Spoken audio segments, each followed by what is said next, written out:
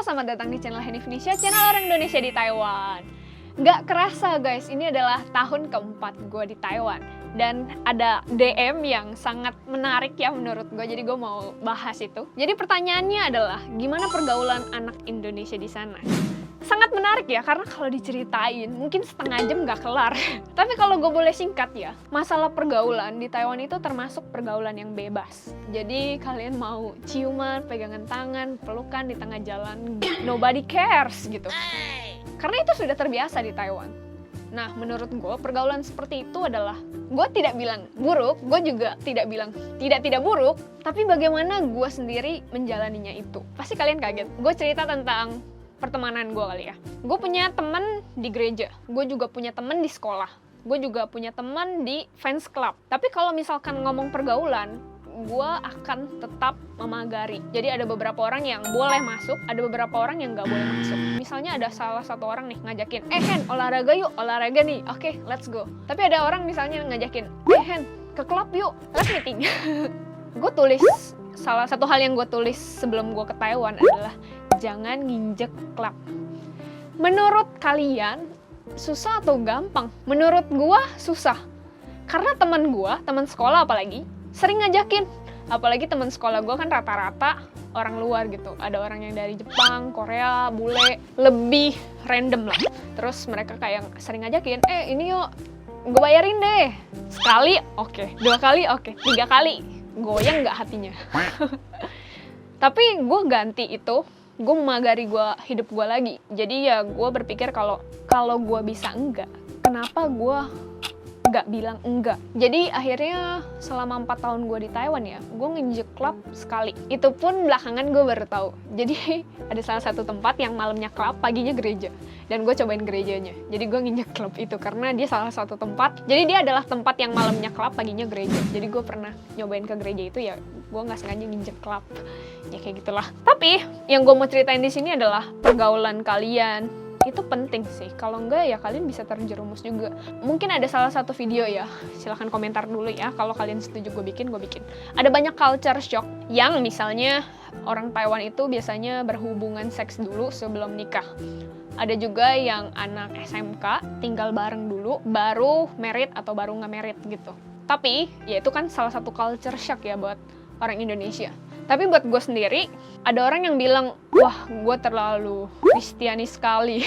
Tapi gue berharapnya ya, selama gue di Taiwan, apa yang menjadi seorang Henifnisha itu jangan sampai mengsong gitu. Karena culture shock ataupun budaya. Jadi jangan sampai kita terbawa arus dengan budaya gitu. Ya kalau YouTube ya, jangan sampai terbawa dengan algoritma. Ya kayak gitulah.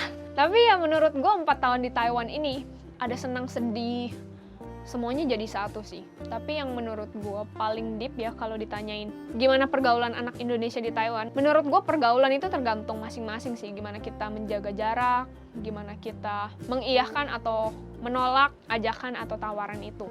Kalau ngomongin teman, ada orang yang ngajak ke klub, ada juga orang yang ngajak ke gereja. Tapi tetap aja pilihan kan di tangan kita. Kalian mau diri kalian seperti apa itu juga pilihan kalian. Tapi di video ini yang gue mau cerita adalah gimana gue kadang-kadang juga membatasi diri gue. Ada yang bisa dibilang, oh ini masih boleh lah, oh ini enggak lah. Nah di Taiwan ini banyak banget bar. Tapi untuk bar, menurut gue masih lebih baik sedikit daripada klub. Gue tidak bilang klub tidak baik ya.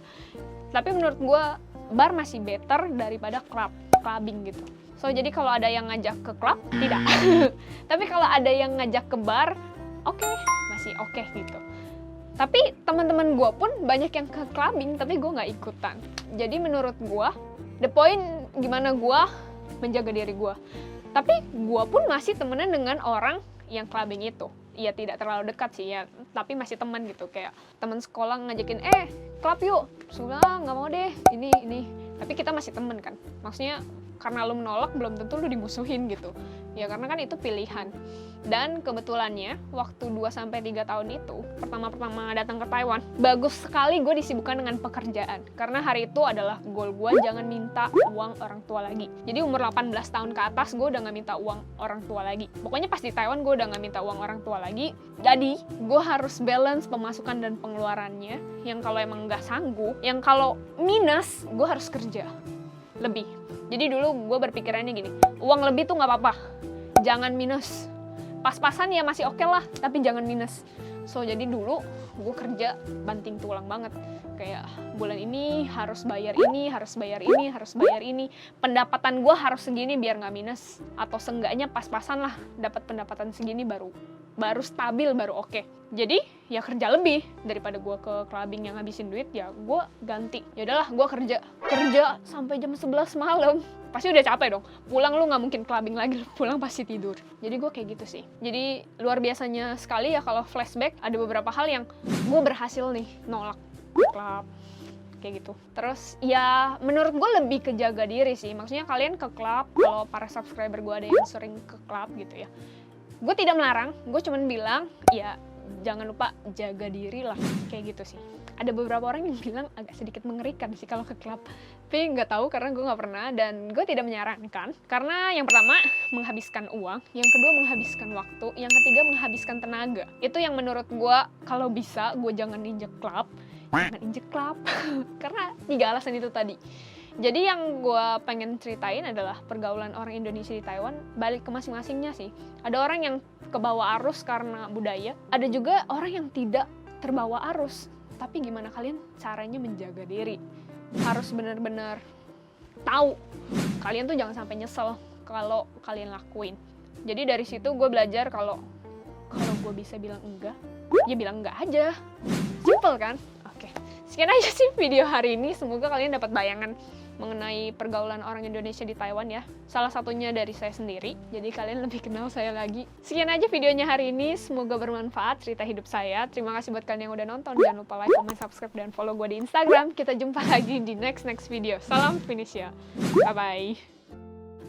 Kalau menurut kalian video ini menarik, gue akan bikin part 2-nya. Karena yang tadi gue sebutin cuman salah satu contoh aja. Tapi kalau misalnya kalian berminat gue bikin part 2-nya yang lebih seru atau contoh-contoh lain, silahkan komentar di bawah dan gue akan bikin part 2-nya. Bye-bye!